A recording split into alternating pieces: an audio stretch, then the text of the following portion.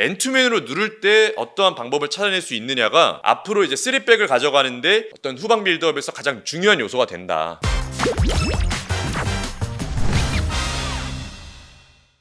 위원님 이번에 A매치 보셨어요?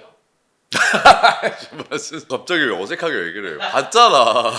2대0을 이겼잖아요. 네. 그렇죠. 조금 예상해도 경기력이 괜찮아서 3백 썼잖아 이번에. 사람들이 다 좋다고 하더라고. 인터뷰에서 이제 뭐 플랜 B로 3백을 가동하겠다라고 어. 했는데 내심 걱정은 됐었거든요. 약간 좀 옛날 스타일 같은 느낌이 들 수도 있고. 네. 저는 그래도 괜찮게 봤는데 어떤 식으로 바라보시나요? 아니 일단은 홍명보 감독이 지금 이제 가장 큰 화두는 뭐냐면 본선을 가서 3백을 쓸 건지 4백을 쓸 건지가 좀 우리의 국내 축구 팬들에게는 중요한 관건이에요. 지금 그동안 이제 아시아 조별 예선에서는 계속해서 백 4를 쓰면서 뭐 양쪽 풀백을 좀 높게 올리는 형태에서 변형된 형태. 박용우 선수가 계속 기용을 받았던 것도 센터백 가운데로 들어와서 변형 형태를 만들면서 조금 더 공격적인 축구를 많이 했었단 말이에요. 가장 중요한 건 월드컵 본선에서는 대한민국이라는 팀은 약체예요. 비교를 해보자면 중위권 정도 되겠지? 전체적인 캐파에서 중위권 정도 되는 게 이제 대한민국이 될 텐데 그러면은 백4를 쓸 건지 아니면 백3를 쓸 건지 요게 이제 계속해서 홍명보 감독이 동아시아컵도에도 백3를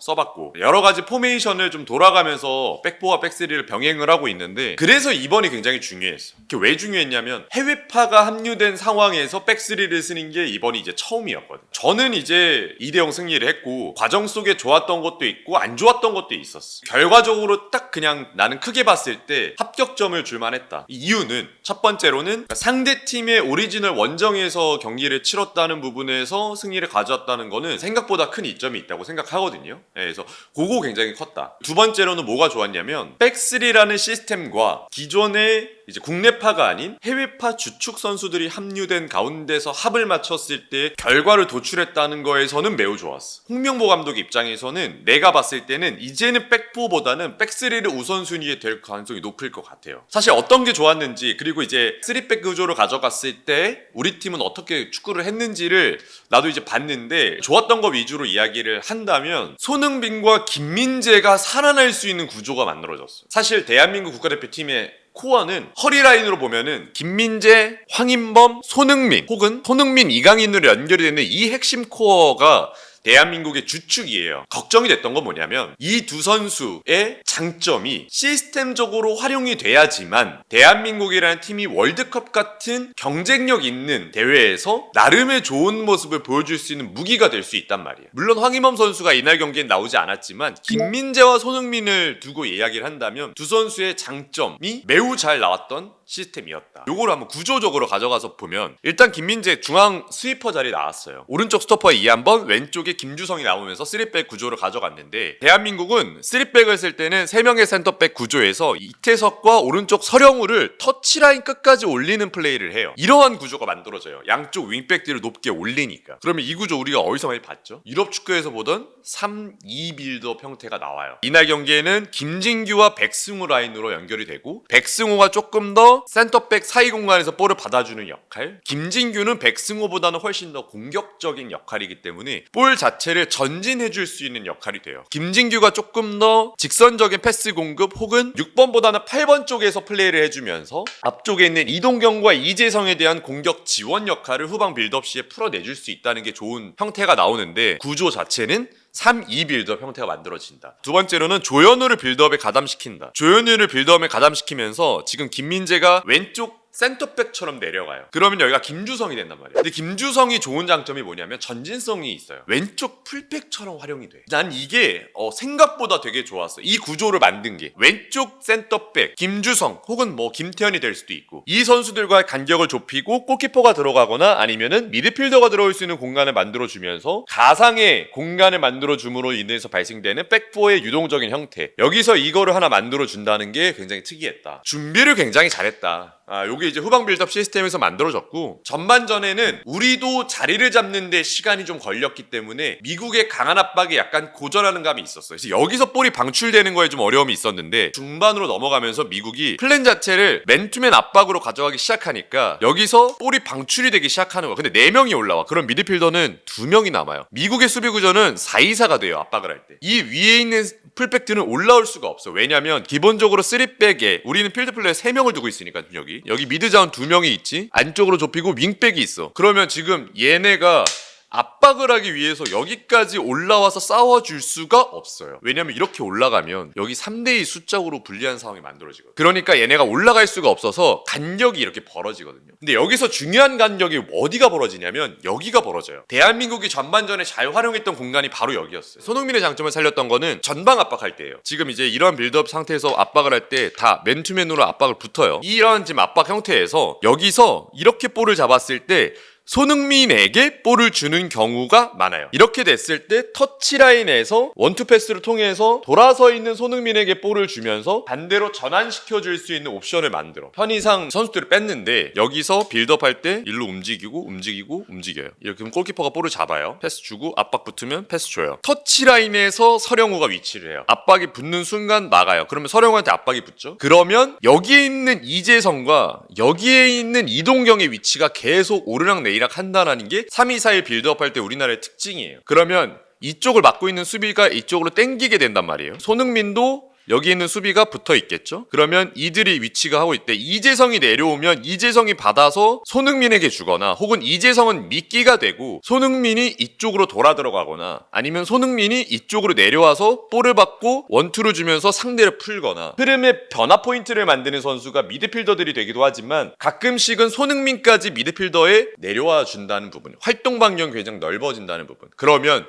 상대 수비 입장에서는 미드를 막아야 될지 혹은 손흥민을 막아야 될지 어려움에 봉착할 수밖에 없고, 수비는 리스크를 안고 손흥민을 계속 딸려 나올 수밖에 없단 말이에요. 손흥민을 최종 수비가 딸려 나오면 뒷공간은 벌어져요. 상대 수비를 땡길 때 손흥민이라는 옵션 자체가 속도가 매우 빠르기 때문에 원투하고 리턴 주면은 동료가 들어가고, 이러한 형태에서 계속 변화를 가져가면서 골키퍼와 상대 백라인의 이 공간 자체를 활용할 수 있는 툴로 많이 활용이 된다는 거예요. 그 다음에 이제 김민재를 활용하는 게 어떤 건지를 좀 봐야 되는데, 3-4-3의 형태에서는 중앙 미드필더라고 볼 수 있는 선수가 2명이에요. 기존의 인사이드 포워드라고 할 수 있는 혹은 공격형 미드필더 성향을 가지고 있는 선수들이 여기에 배치가 된단 말이에요. 그러면 이 선수들은 조금 더 미드 싸움에 가담이 되고, 혹은 직선으로 침투를 가져가거나 이런 식으로 공격을 펼치 나가는 게 3-4-1의 특징인데, 여기서 우리가 미드 싸움에 관여가 많이 되지 않아요. 이 2명에 대한 커버 범위를 김민재가 메꿔주는 걸 하는 거예요. 근데 여기서 부합하는 키워드는 뭐야? 김민재는 전진성이 좋단 말이죠. 그렇기 때문에 김민재가 올라갈 때는 김주성이나 이한범이 밑에 구조로 받쳐요. 그래서 미드 싸움에 김민재가 계속해서 힘싸움에 가담을 해준다. 후반전에 우리가 고전했어요. 전반전의 흐름은 지금처럼 좋았지만, 근데 후반전에 고전했던 이유 중에 하나가 뭐냐면 포체티노 감독이 변화를 가져갑니다. 3백 구조 변화, 그리고 맨투맨 압박이에요. 근데 여기서 우리가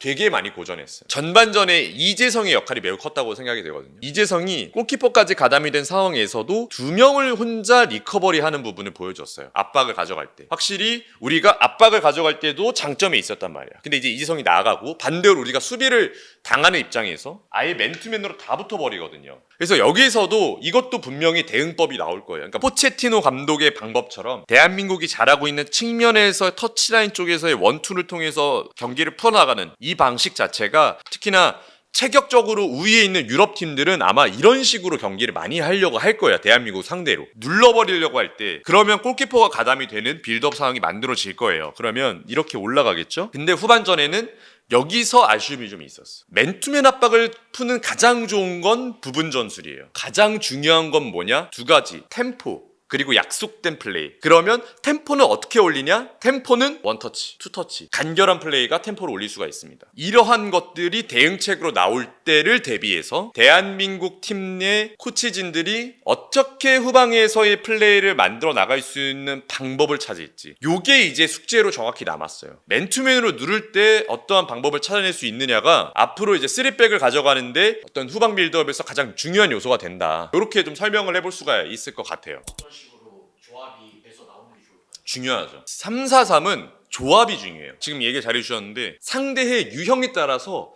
정말 대한민국 코치진들이 잘만 해준다면 파괴할 수 있는 선수들의 유형이 다 달라요. 황인범, 옌스, 김진규, 그 다음에 뭐 박진섭, 백승우, 박용우, 지금 내가 거론한 선수들의 스타일이 다 다르거든. 그러면 이건 무슨 문제냐면 조합만 잘 맞추면 상대의 대응에 따라서 이러한 형태네? 그러면 조금 더 직선적인 형태, 볼 운반해줄 수 있는 옌스를 넣거나 얘는 조금 더 로우 블록 밑으로 내려가는 형태네. 그러면 전진 패스를 과감하게 해줄 수 있는 김진규와 황인범을 어떤 식으로 활용할 건지, 여기에는 중앙 지역의 투톱 라인으로 오면서 센터백에게 큰 과부하를 주는 유형이라면 박진석 같은 유형을 넣으면서 센터백을 조금 더 보호자해줄 수 있는 역할로 들어가서 싸워준다든지 이렇게 좀 변화가 될 가능성이 높거든. 조합만 잘 맞추면 상당히 매력적인 중앙 라인이 될 수 있다. 반대로 얘기하면 정말 특별한 주전은 없는 것 같아요. 정말 치열한 주전 경쟁이 될 것 같아요. 여기는 조합에 따라 다르기 때문에. 수요일날 멕시코전이 있어요. 이번에도 좀 좋은 결과가 있을까요? 멕시코가 미국보다는 강도가 높은 편이죠. 템포도 좋고 힘도 꽤 좋은 편. 이제 그게 진정한 시험대가 될 것 같아요. 멕시코란 팀의 힘과 어떤 리듬감에 있어서 우리 3백 그리고 3-4-3의 형태가 어느 정도 발현이 될지, 그리고 이제 이재성 선수가 부상으로 빠지거든요. 배준호가 들어왔는데 배준호도 내려와서 볼을 받고 이강인도 내려와서 볼을 받으니까 오현규가 혼자 싸우는 역할이 됐어요. 이거는 조합 실패라고 봐요. 오현규, 이강인, 배준호는. 그렇게 되면 사실 배준호가 내려가면서 볼을 받는 유형이라면 이태석이 아예 직선으로 파는 유형을 가져가야 돼. 서령우가 아예 직선으로 띄워주는 역할이 돼야 돼. 그래서 이강인이 들어왔을 때 서령우를 빼고 정상빈을 넣었던 이유가 이강인은 조금 더 내려와서 볼을 받을 수가 있고 정상빈은 윙어 역할을 할 수 있는 선수이기 때문에 아예 직선으로 판단 말이에요. 이런 조합을 이제 맞추는 시도가 몇 번 있었는데 확실히 그럼 측면과 미드라인의 조합을 어떻게 맞출 것이냐. 지금 이재성이 빠졌을 때 옵션을 꾸린다면 이 역할을 누가 할 수 있느냐. 수비 가담의 1대2의 수적인 불리한 상황에서도 압박을 가져갈 수 있는 유형의 활동량 기반의 이 3-4-2-1의 2가 역할을 해줄 수 있었을 때의 시스템에 대한 인지도 자체를 이재성만큼 가져갈 수 있는 선수가 있느냐, 아니면 이재성이 없을 때의 경기 계획을 좀 변화시킬 수 있는 것이 준비가 되어 있느냐, 이런 것들이 좀 중요한 포인트로 좀 봐야 될 것 같아요. 그러니까 이재성의 빈자리를 어떤 식으로 팀적으로 메꿀 것인지. 아무래도 멕시코란 팀을 좀 상기해 봤을 때는 1대1 개인 계량에서 멕시코가 우위를 가져갈 경우가 많을 텐데, 그러면 5백으로 기본적인 수비 형태를 밑으로 내렸을 때 우리가 5-3-2에 대한 형태를 갖추는 경우가 많은데, 그러면 지역 수비에 대한 완성도가 얼만큼 올라갈 수 있느냐, 이것도 이제 굉장히 중요한 부분이라고 보이기 때문에 우리의 이제 목표인 16강 그 이상을 본다면 멕시코전에서 얻는 게 분명히 있어야 된다.